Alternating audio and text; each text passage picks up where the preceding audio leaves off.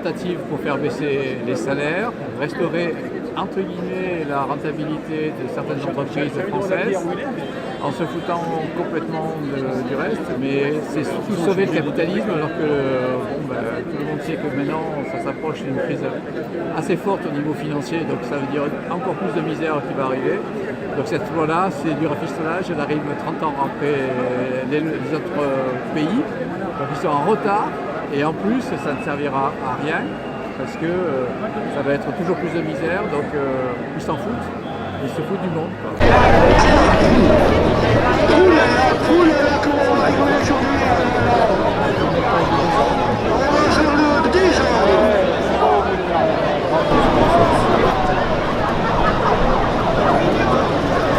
Alors, il faut lutter contre la casse du statut général, la volonté du gouvernement de diviser public-privé, mais aussi... Évidemment, du jour au lendemain, les choses risquent de ne pas bouger, mais on voit que peut-être avec ce mouvement aujourd'hui qui rassemble tous les fonctionnaires, c'est quand même important, c'est la première fois depuis 2008, depuis 10 ans pratiquement, que toutes les fédérations de fonctionnaires sont unies pour protester, notamment contre le gel de la valeur de l'indice, etc., contre la mise en cause du statut de la fonction publique.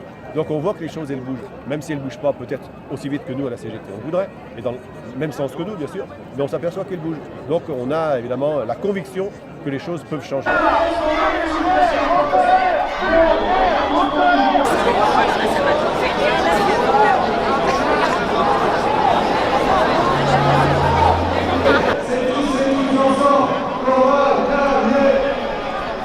Alors, il y a la loi travail, bien sûr, la loi travail et la loi Macron. Donc.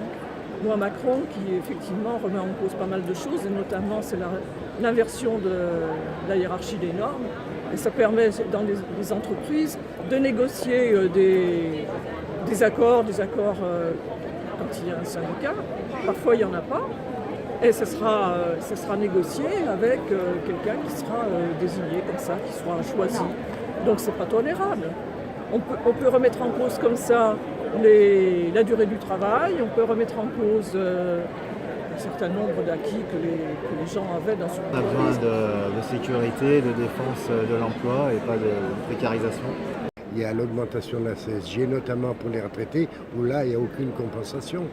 Sans compter que pour les actifs, cette augmentation de la CSG va se traduire par des baisses de cotisation. Qui dit baisse de cotisation, veut dire moins de protection et sociale et pour les futures retraites. C'est-à-dire que les gens vont arriver peut-être à 50-60 ans où ils vont être mis en marge du monde du travail et ils n'auront des retraites vraiment dérisoires, plus que dérisoires. On m'a dit, ah bon, ça fait ça,